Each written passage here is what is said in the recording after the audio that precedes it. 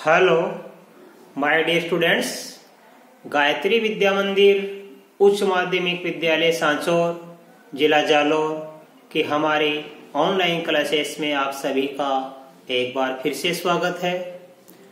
प्रिय विद्यार्थियों, मैं अनिल कुमार सोनी, कक्षा 10, विषय गणित, अध्याय 3 द्विघात बहुपद, प्रश्नावली 3-4 का सवाल नंबर आज 3, 4 और 5 कराऊंगा और इसके साथ ही आज हमारी प्रश्न 3.4 कंप्लीट हल हो जाएगी। देखो बच्चों, सवाल नंबर 3 में देखो, बोर्ड में आपके सामने लिखा देखो, दो ऐसे क्रमागत धनात्मक विषम पूर्णांक ज्ञात कीजिए कि जिनके वर्गों का योग 290 हो। देखो बच्चों, प्रश्न पुनः है, दो ऐसे क्रमागत का मतलब लगातार आने वाले धनात्मक विषम पूर्णांक ज्ञात कीजिए। देखो बच्चों, बीज गणित में गिनती होती है, पहले x आता है, फिर x + 1, फिर x + 2, फिर x + 3, फिर x + 4, ऐसे आते रहते हैं। ये बीज गणित की गिनती है। ये क्रमागत संख्याएं हैं, क्रमागत धनात्मक पूर्णांक ये है। अब यदि आ जाए सम और विषम, तो सम और विषम के लिए आप या तो इन दोनों को मान लेना कि दो क्रमागत सम संख्या x + 1 और x + 3, अथवा आप इनको मान लेना। सम हो चाहे विषम हो, या तो आप मानना पहला x, दूसरा क्या मानेंगे x + 2। इन्हीं को सम मान लिया करो, इन्हीं को विषम मान लिया करो, कोई फर्क नहीं पड़ेगा।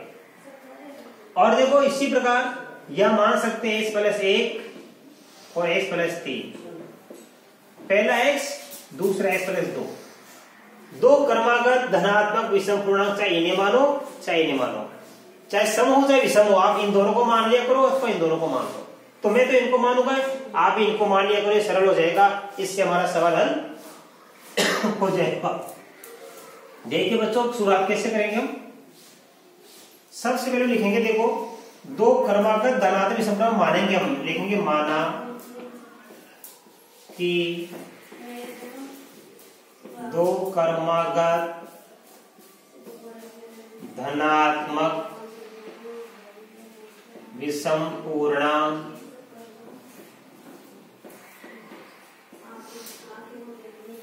x तथा x + 2 है। ये दो क्रमागत धनात्मक विषम पूर्णांक हमने मान लिया, x और x + 2। अब देखो क्या लिखा है, दो ऐसे क्रमागत धनात्मक विषम पूर्णांक ज्ञात कीजिए जिनके वर्गों का योग कितना है, 290। तो लिखेंगे इनके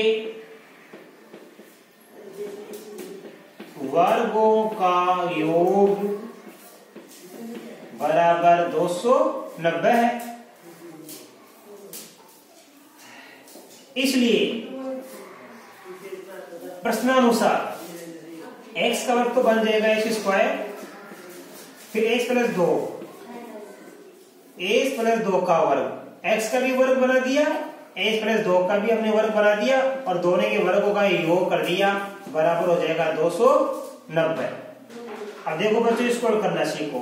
ये x², x + 2 का वर्ग स्क्वायर करेंगे तो कोष्ठक में दो संख्या है, ऊपर ये होल स्क्वायर है, तो इस कोष्ठक को करते समय, क्योंकि ऊपर होल स्क्वायर है तो कोष्ठक दो संख्या, ऊपर होल स्क्वायर है, हल करते समय 3 उत्तर आएंगे।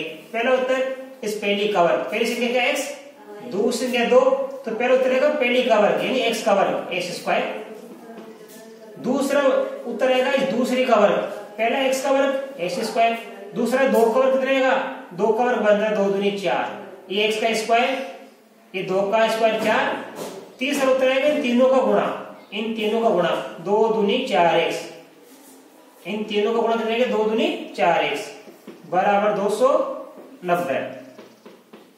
अब देखो तो इन दोनों को जोड़ दीजिए आप, ये दोनों समान पद है, तो ये 2 बार x² हो गया, ये प्लस का 4x, और ये हमारा कितना प्लस का 4, ये 290 इधर ले आए पक्षांतर करके, ये इधर आने पर माइनस का बन जाएगा 290 बराबर 0। अब देखिए बच्चों, देखिए ये 2x², ये प्लस का 4x, 290 से 4 कम कर देंगे तो ये आ जाएगा 286 बराबर 0। अब देखो बच्चे, सभी संख्या किससे कट रही है, 2 से कट रही है, इसमें 2 का भाग जाता है, इसमें 2 का भाग जाता है, 2 का भाग जाता है। आप 2 से काट दीजिए, 2 से काटने पर यहाँ बच जाएगा x स्क्वायर, यहाँ आ जाएगा 2x और यहाँ आ जाएगा 143 बराबर 0। अब हम इसका करेंगे गुणनखंड। इसके गुणनखंड देखो कैसे करेंगे, ये गुणा करने में आ जाए 143, इस बीच वाली संख्या के 2 टुकड़े ऐसे करेंगे कि गुणा करने में 143 आ जाए और घटाने पर 2 आ जाए। तो देखो ये x स्क्वायर, ये प्लस 2 की जगह खाली कॉस्ट लिख देना, ये x, ये माइनस 143 बराबर 0। अब 2 से कैसे ढूंढेंगे कि जिनको घटाने में कितना आ जाए 2 और गुणा करने पर आ जाए 143, आए समझ में।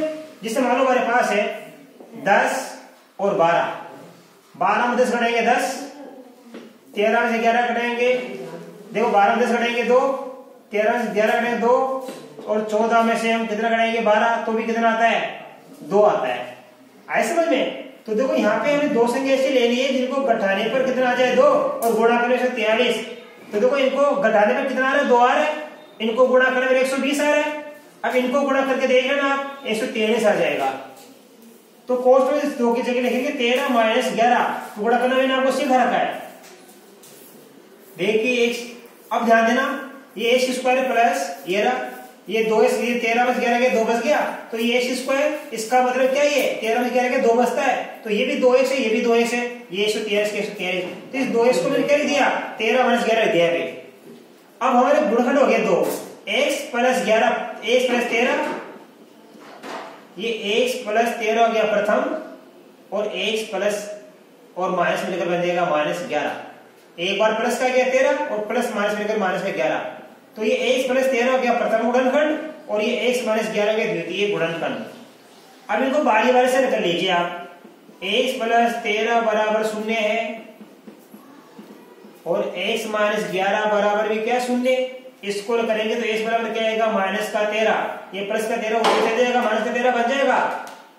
अब ये इसका जो मान है माइनस 13, ये उत्तर हमेशा अमान्य होता है क्योंकि हमारा धनात्मक पूर्णांक थे, दोनों विषम पूर्णांक थे धनात्मक, ये कैसा है ऋणात्मक, तो ऋणात्मक वाले को अमान्य कर देना, छोड़ देना उसको, तो लिखेंगे ये उत्तर क्या हमारा अमान्य।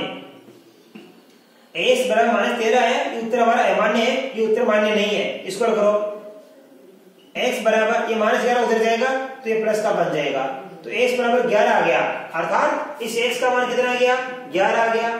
x प्लस 2 का मान कितना हो जाएगा, क्योंकि x का मान तो 11 आ गया, तो 11 प्लस 2 13 हो जाएगा।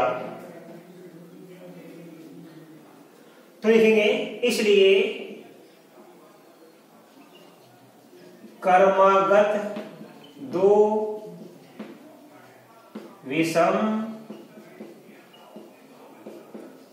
धनात्मक पूर्णांक, पहले कितना आ गया हमारे पास x बराबर कितना आ गया 11 और दूसरा आ गया x प्लस 2 यानी 11 प्लस 2, पहला x था तो x का उत्तर 11 आ गया, दूसरा x प्लस 2 माना हमने तो x प्लस 2 x का मान तो 11 आ गया ना, 11 2 13, 11 2 13, तो क्रमागत 2 विषम धनात्मक पूर्णांक हमको प्राप्त हो गया 11 और 13 प्राप्त हो गया। अब आप इसका स्क्रीनशॉट लो, मैं आपको अगला सवाल सिखाऊंगा। देखो बच्चों सवाल नंबर 4, 2 संख्याओं के वर्गों का अंतर 45 है तथा छोटी संख्या का वर्ग बड़ी संख्या का 4 गुना है, तो दोनों संख्याएं ज्ञात कीजिए।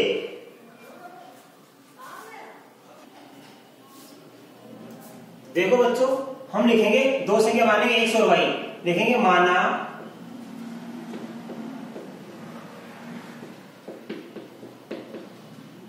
बड़ी संख्या बराबर x मान ली हमने,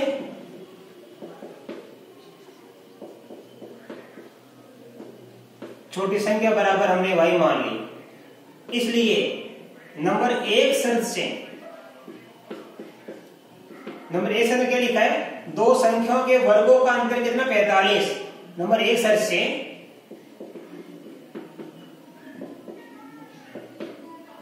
2 संख्याओं के वर्गों का अंतर बराबर कितना 45, इसका वर्ग हो जाएगा x स्क्वायर, इसका वर्ग हो जाएगा y स्क्वायर, तो इन दोनों का अंतर बराबर लिख देंगे 45, ये 2 संख्या के वर्गों का अंतर हो गया 45। नंबर 2 शर्त से, नंबर 2 शर्त से क्या लिखा है ये लिख दो आप, छोटी संख्या का वर्ग बड़ी संख्या का 4 गुना है, छोटी संख्या का वर्ग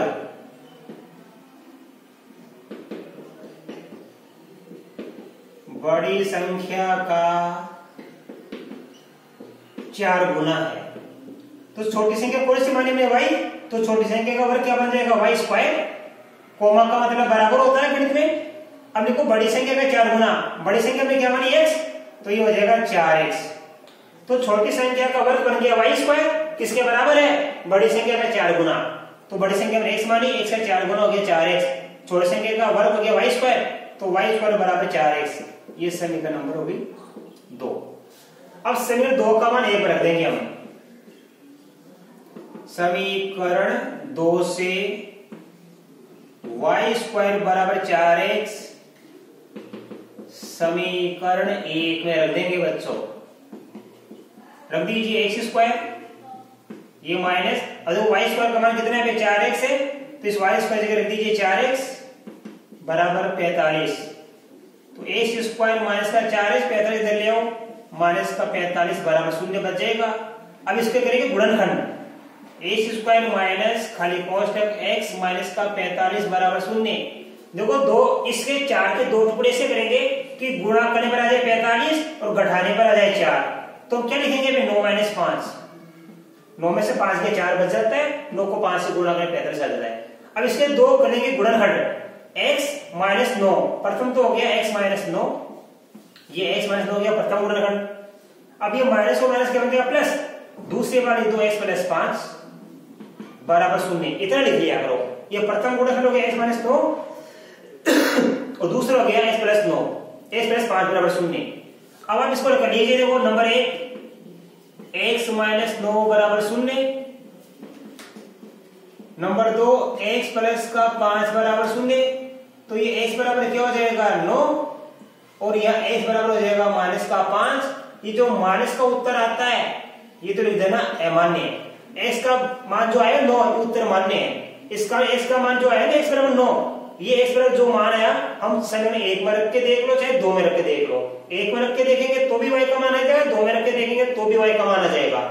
मैं 2 में रखूंगा कि 2 वाली छोटी समीकरण है, ये बड़ी समीकरण है, छोटी में रखना अच्छा रहेगा।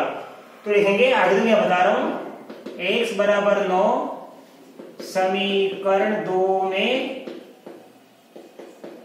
रखने पर, तो रख दीजिए। देखो ये y स्क्वायर बराबर 4 गुणा 9, तो y स्क्वायर बराबर हो गया 36, वर्गमूल ले लीजिए, y बराबर कितना आ जाएगा 6। इस y स्क्वायर का वर्गमूल y होता है और 36 का वर्गमूल कितना होता है 6। तो हमारे पास हो गया, इसलिए दो संख्याएं हमारे पास 9 व 6 है। तो दो संख्या के वर्गों का अंतर 45 है, उन छोटी संख्या का वर्ग बड़ी संख्या का 4 गुना है, दोनों संख्याएं ज्ञात कीजिए। तो दो संख्या कौन सी प्राप्त होगी, x बराबर 9 और y बराबर 6, हमको ये दो संख्या प्राप्त हो गई। अब आप इसका स्क्रीनशॉट लो, मैं आपको अगला सवाल सिखाऊंगा। अब देखिए बच्चों सवाल नंबर 5, 16 को 2 भागों में इस प्रकार विभाजित कीजिए कि बड़े भाग के वर्ग का 2 गुना छोटे भाग के वर्ग से 164 अधिक हो। तो देखो कैसे लिखेंगे, शुरुआत करना सीख लो। माना कि 16 का एक बड़ा भाग बराबर क्या मान लिया अपन ने x, इसलिए दूसरा छोटा भाग 16 है, 16 में से एक जने को x दे दिया तो शेष कितना बचेगा 16 माइनस x। 16 में से अपन दो जनों को कुछ बांटना, 16 को किसी एक जने को दे दिया अपन x, तो दूसरे का बच जाएगा 16 माइनस 1। मान लो 16 में से किसी एक जने को मैंने 1 रुपया दे दिया तो शेष बचेगा 16 माइनस 1। 2 दे दिया तो 16 माइनस 2, 3 दे दिया तो 16 माइनस 3 और 4 दे दिया तो 16 माइनस 4। लेकिन मैंने क्या दिया x, कि माना कि 16 का एक बड़ा भाग क्या मान लिया हमने x, इसे दूसरा छोटा भाग क्या बच जाएगा 16 माइनस x बच गया। ये बड़ा भाग x मान लिया और छोटा भाग हमने 16 माइनस x मान लिया। अब देखो क्या लिखेंगे पे प्रश्नानुसार, ये कंडीशन लिखो आप।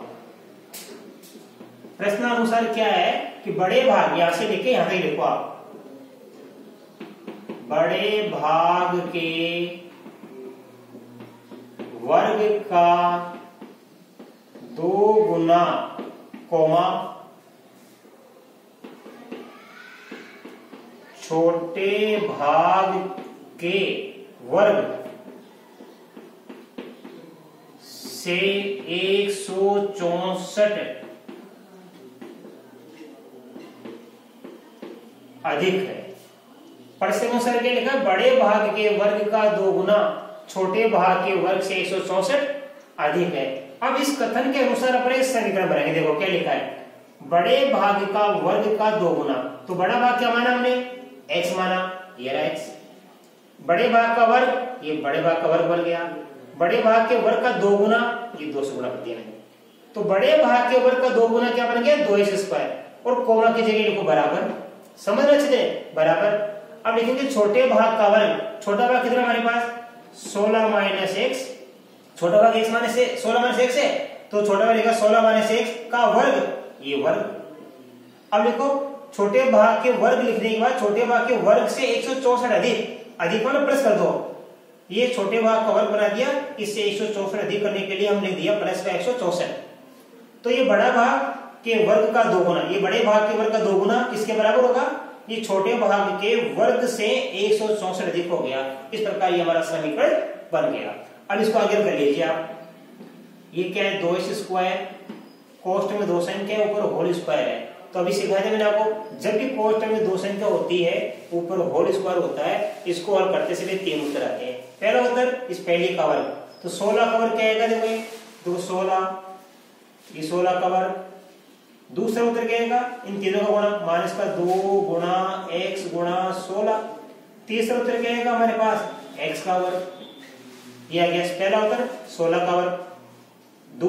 एक बार तो कर दो 16 का वर्ग, एक बार कर दो इस x का वर्ग। वर्ग हमेशा धनात्मक आता है।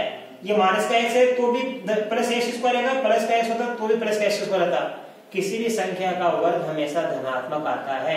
4 को 4 से गुणा करेंगे तो भी 16 आएगा प्लस का, और -4 को -4 से गुणा करेंगे तो भी प्लस का 16 आता है। तो पहला 16 का वर्ग, दूसरा ये हमारा x का वर्ग। इन तीनों का गुणा, माइनस का चिन्ह लगा देना, यहाँ पे माइनस से दे यहाँ पे, तो माइनस का 2 गुणा 1 गुणा 16 और प्लस का 164।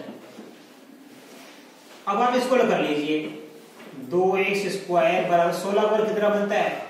324 माइनस इन तीनों गुणा कर लो, 16 दूना 32x प्लस का x स्क्वायर प्लस का 164। 2x स्क्वायर बराबर, अभी लिखो आप x स्क्वायर, अभी लिखो माइनस का 32x, 164 और 324 को जोड़ दीजिए, 4 और 4, हाँ 16 का होता है बेटा कितना? 256 होता है बेटा। 16 का और कितना होता है? 256। तो जोड़ दीजिए 164 और 256 दोनों प्लस के जुड़ जाएंगे। 4 से 10 की 0 असर की 1, 6 5 11 12 की 2 असर की 1, 2 3 1 4, ये आ गया। अब हम करेंगे पक्षांतरण। क्या करेंगे हम? पक्षांतरण करेंगे। अब ये तीनों संख्या इधर आ जाएगी, तो यहाँ क्या बचेगा? देखो 2x स्क्वायर का 2x स्क्वायर, इसका तो होगा नहीं पक्षांतर, ये वैसा का वैसा। इन तीनों का करेंगे पक्षांतर, तो इन तीनों का चिन्ह बदल जाएगा।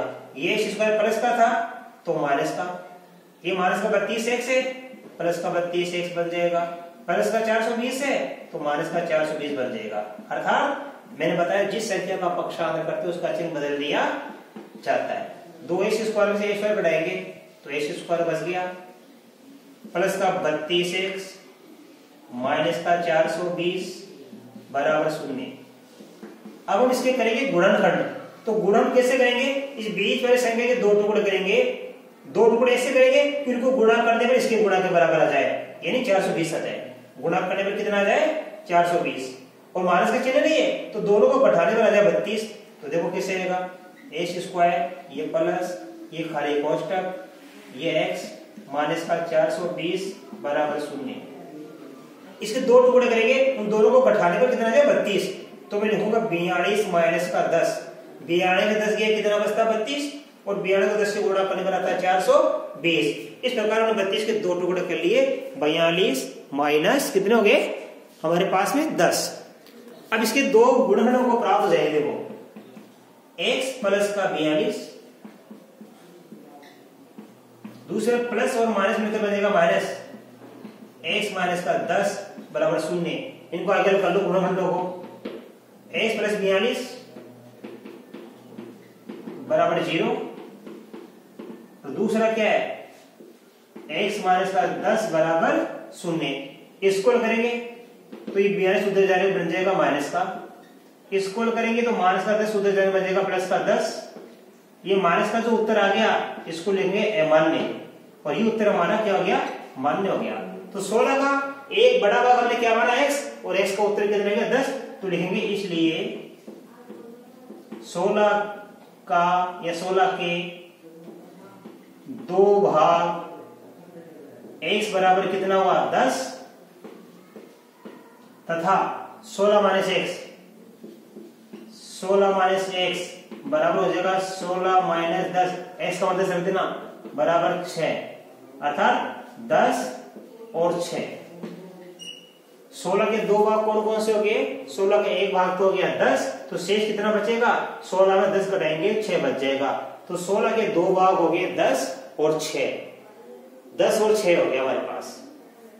इस प्रकार बच्चों ये सवाल हमने आपको सिखाया, ये आपको अच्छी तरह समझ में आया होगा। इसके साथ ही हमारे आज प्रश्नावली 3.4 पूरी हल हो गई है, और कल हम नए वीडियो के साथ नई प्रश्नावली लेकर आएंगे। तब तक के लिए आप सभी को धन्यवाद।